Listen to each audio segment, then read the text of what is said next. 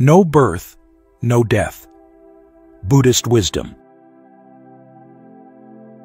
Chapter 1. Facing fear, questioning life, death. There is a feeling that stays with us deep down, a shadow often just out of sight. It's the feeling that everything we are, everything we love, everything we know, will one day stop. The fear of ending. The fear of being separated forever. This fear touches us all, no matter who we are or where we come from. We see life as having a clear start, a birth, and a clear end, a death. It feels like a switch turning on, and then later, turning off. We tend to see the world and ourselves through this simple idea. Something is, and then it is not. But does this way of seeing show us the full picture? Does it show us the true nature of reality? The Buddha pointed to a wisdom that looks at this very question. It is often spoken of as no birth, no death. This is not just a phrase or a simple belief to accept without thinking. It is a deep understanding that can free us from the tight grip of fear, from the suffering that comes with thinking about birth and death. It is a wisdom realized through looking very, very closely at how things truly are. Where does this strong feeling of birth and death come from in the first place? It comes from how we usually think about ourselves. We have this idea that there is a separate me, a solid I, that was born at a certain time and will eventually die and disappear completely. We tend to feel that this me is our physical body, or maybe it's our feelings, our thoughts, our memories, the things that make us feel like a person. But look closely at your body. It changes every day, doesn't it? Look at your feelings, happy one moment, sad the next. Look at your thoughts, always moving, never staying still. Yet, we hold on tightly to this idea that this changing body, these changing feelings and thoughts, are a permanent me. The Buddha reminded us that suffering arises when we hold on to things that are temporary. The body is temporary. Feelings are temporary. Thoughts are temporary. They do not have a fixed, unchanging core. Yet, we cling to them as if they are a solid, lasting self. And because we see ourselves as a fixed self that is born and will die, the fear of that ending feels very real, very powerful. According to the Buddha's teaching, this common way of seeing life, through the lens of a fixed self that is born and dies, comes from not seeing clearly. It comes from a misunderstanding of how reality works. This not seeing clearly is sometimes called ignorance. But it's not about being unintelligent. It's about not seeing the true nature of things. What if we could look beyond this usual way of seeing? What if we could pull back the curtain of this misunderstanding? This is what we are going to explore together. We will look at the wisdom the Buddha shared, not as something distant or complicated, but as something that speaks directly to our deepest fears and our everyday lives.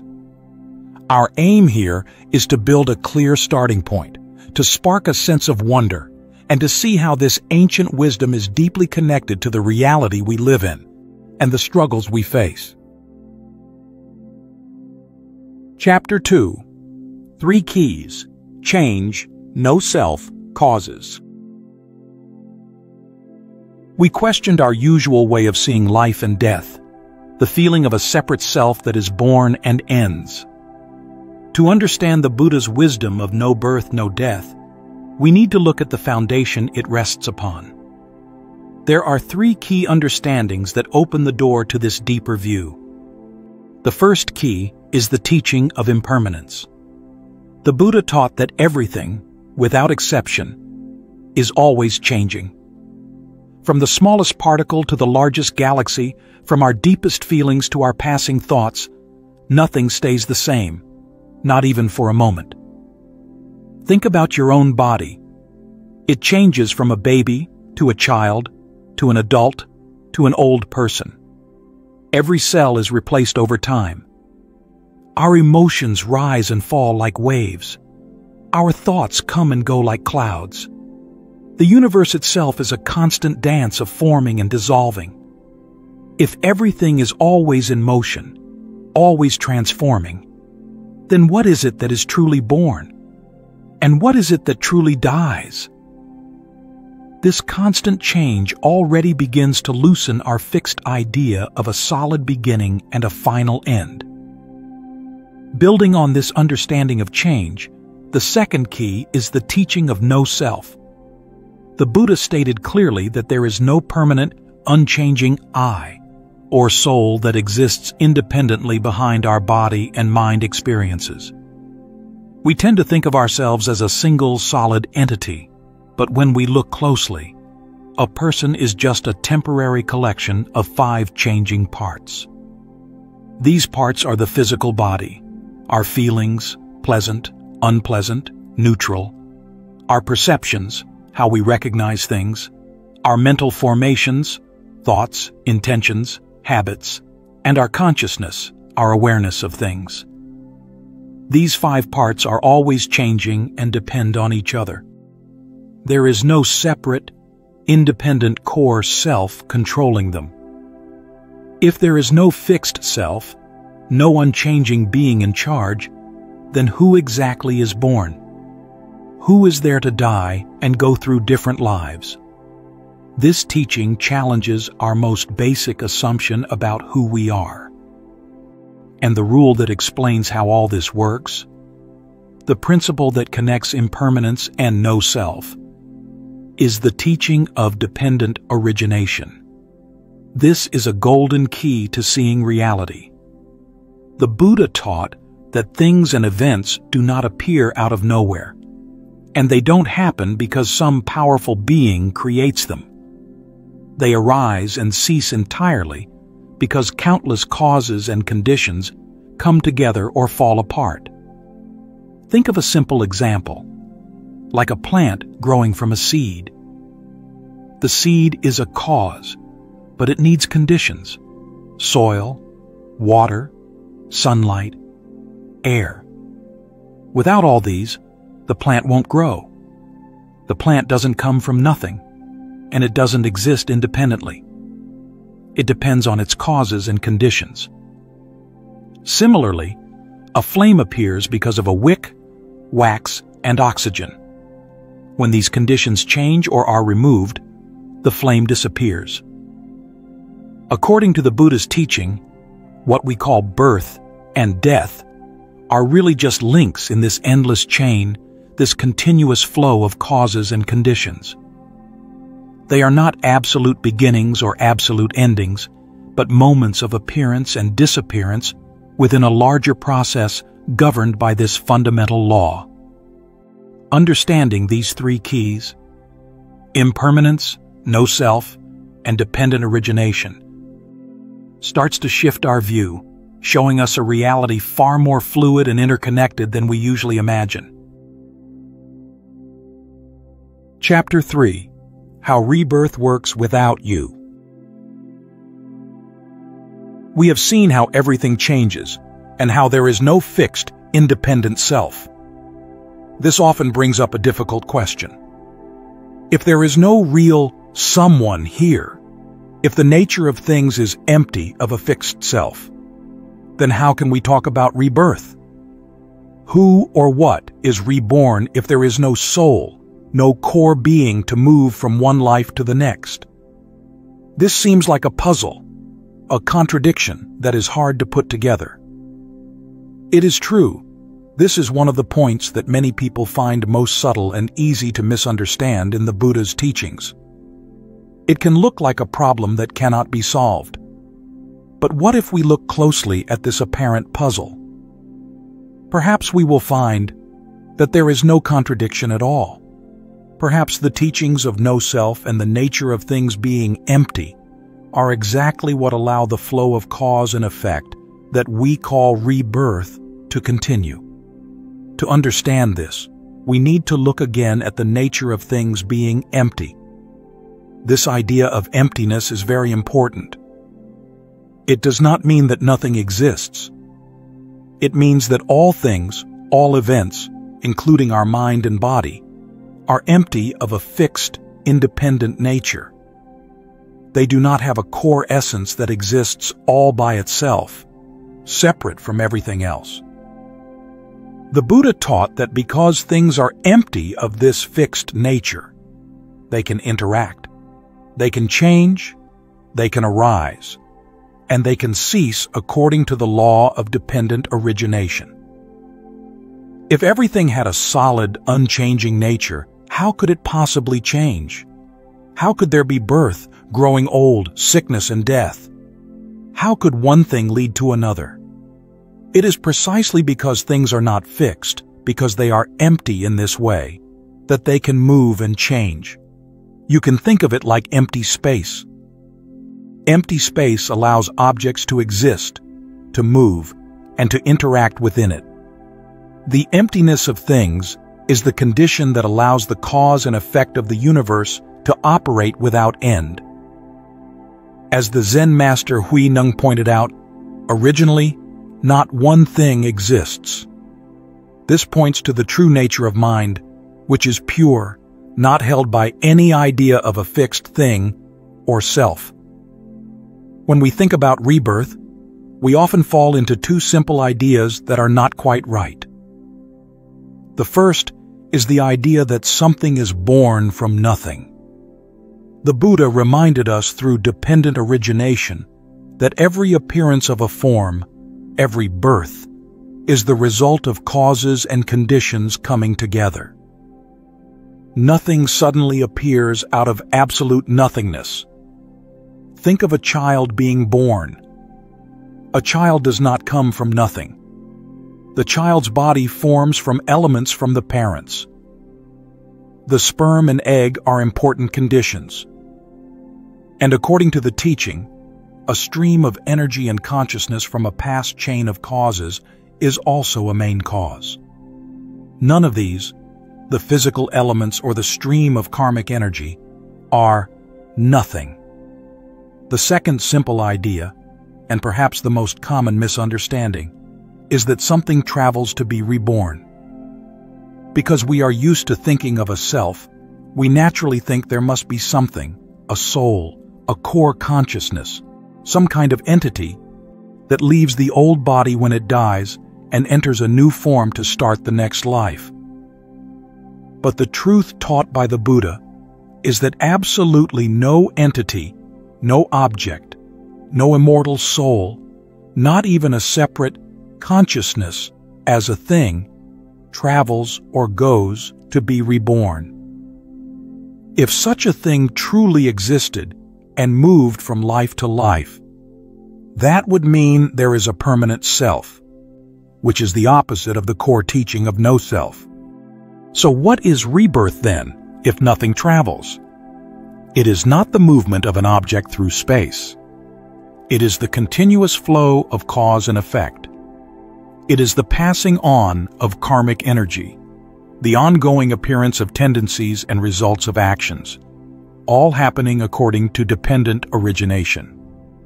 How does this work without a carrier? Every action we do with intention, through body, speech, or mind, creates an energy, a mental tendency, a karmic seed.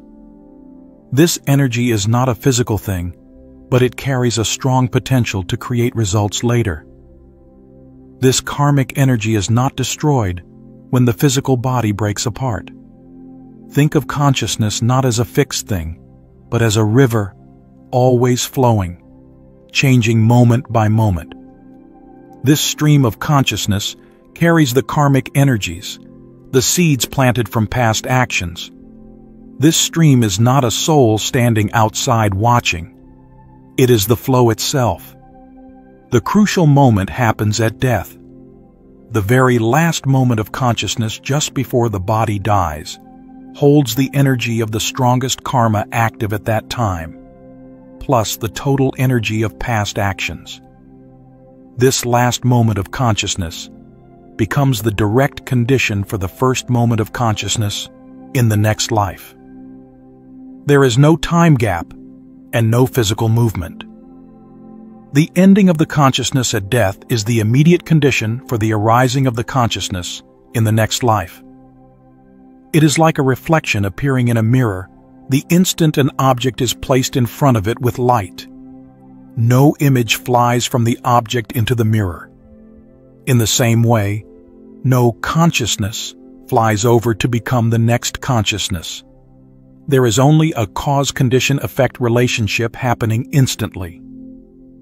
We can use simple examples to help understand this. Imagine lighting a new candle from an old flame. The old flame doesn't jump over. The heat from the old flame, combined with the wick and wax of the new candle, causes a new flame to arise. The new flame is a result of the old flame and the new conditions.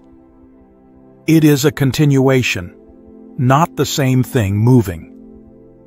Or think of pressing a seal into soft wax. The seal, like past karma and consciousness, creates a new image in the wax, which represents the new life. No piece of the seal goes into the wax. Only the pattern, the information, is transferred. The image in the wax is not the old seal, but it depends completely on the old seal. The apparent puzzle between rebirth and no self or emptiness only appears when we try to put our usual idea of a fixed self onto the Buddha's teachings. In truth, the opposite is true. It is exactly because there is no fixed self, because nothing is permanent, that the flow of cause and effect can operate so flexibly and continuously. This creates the ongoing appearance of mind and body that we conventionally call rebirth. There is no soul being reborn. No thing is reborn. There is only the flow of karma and consciousness, which are themselves without a fixed self and always changing, operating without end according to dependent origination. This flow continues, creating the experience of suffering if misunderstanding and wanting still control it, or it can lead to the complete stopping of the cycle if true freedom is reached. Understanding this deeply helps us see that we are responsible for our actions because they create effects, and it helps us let go of holding on to the mistaken idea of a lasting self. Chapter 4. Death. Transformation, not the end. We have looked at how everything is always changing, how there is no fixed self, and how things arise and cease based on causes and conditions. We also explored how rebirth happens not as a soul moving, but as a continuation of this selfless flow of cause and effect. Now let's look directly at the event we call death. From the Buddhist perspective, death is not an end, not a disappearing into nothingness. It is a natural process of transformation. It is the temporary combination of the 5 parts that make up a person: the physical body, feelings, perceptions, mental formations, and consciousness, falling apart. It is a shift in the state of being for these elements. Think about what happens to the physical body. The basic elements it is made of, earth, water, fire, and air, gradually lose their connection and break down. They return to their natural state in the environment, becoming part of the soil, the water, the air, and the energy around us. This is a clear transformation of the physical part. For the mental parts, the types of consciousness tied to the senses, seeing, hearing, smelling, tasting, touching, and the usual thinking mind, depend on the physical body and brain. As the body stops working, these sense consciousnesses gradually stop too. However, the deeper stream of consciousness, the one carrying the accumulated energy of our actions, continues its flow, unless a person has reached full liberation. This brings us back to a core principle we touched upon. Nothing is born from absolute nothingness, and nothing dies into absolute nothingness. There is only a continuous transformation, a succession of elements and energies happening according to the natural law of cause and effect. When we look at this through the lens of modern science, we can sometimes see interesting points of connection, though it's important to remember that science and Buddhist wisdom look at things in different ways. In physics, there are ideas like the law of conservation of energy and the law of conservation of mass. These laws state that energy and matter are not created or destroyed. They only change form. We can see a similarity here with the Buddhist view of the physical elements of the body transforming and returning to the environment after death. The materials themselves change form, but continue to exist as part of the larger physical world. Ideas in cosmology, like how the universe formed and changes, can also be cautiously related to Buddhist ideas of cycles of forming and dissolving, emphasizing that the universe arises from specific conditions, not from absolute nothingness. In biology and medicine, the process of physical death shows the transformation of the physical body very clearly. After death, tiny living things break down the body, returning basic chemical elements to the soil, water, and air. These elements then take part in other life cycles on Earth. This is a visible example of the physical body transforming. Science is also learning a lot about the connection between the brain and consciousness. However, science today cannot fully explain the deepest nature of consciousness. More importantly, there is no validated scientific proof that consciousness can exist or continue after the brain stops working. This is a fundamental difference from the Buddhist teaching about the continuity of the stream of consciousness carrying karmic energy. Experiences sometimes reported near death are complex events that science is still studying, but they are not considered proof of rebirth in the Buddhist sense within a scientific framework. It is important to respect the different ways that science and Buddhism explore reality. Science focuses on the physical world, on what can be observed and measured. Buddhist wisdom, while not ignoring the physical world, also looks at the nature of mind, action, and the path to freedom from suffering. Similarities we might see, like ideas about conservation or transformation, are best understood as conceptual points of connection, without trying to say that one is the same as the other. The Buddhist view of death is part of a larger understanding of the cycle of existence and the possibility of liberation, which goes beyond the current limits of scientific study. Chapter 5. Living Without Fear. Peace Now.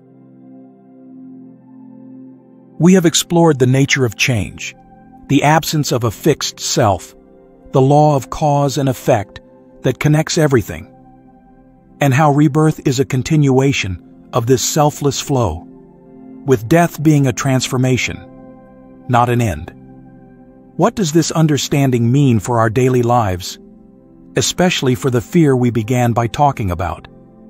When we truly begin to see that our nature is not a solid, temporary self that can be lost forever, and that death is not total disappearance, but a change of state, the deep fear of ending and separation starts to soften.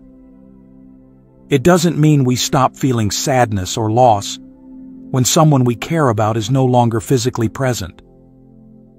But the raw terror of annihilation, of simply ceasing to be, begins to lose its power. This understanding also helps us live more fully in the present moment. If we are not constantly holding on to what was born in the past, or worrying about the death that we think is coming in the future, our minds can settle here, now. We can be more present for the life that is happening right before us, experiencing each moment more completely, practicing simple awareness of what is. Seeing that there are no solid boundaries between things, that everything is connected through cause and effect, and lacks a fixed, separate nature. This understanding of no birth, no death, naturally opens our hearts. When we see ourselves in others, and others in ourselves, it becomes easier to feel empathy and unconditional kindness. This deep awareness of interconnectedness, often called interbeing, grows stronger. Life brings change: birth, aging, sickness, death, meeting, parting. If we expect things to be permanent, we suffer when they change. But when we understand impermanence as the basic law of reality, we learn to accept these changes gracefully. This acceptance does not mean giving up. It means finding a way to be at peace, even when life is difficult, because we are no longer fighting against the fundamental nature of things.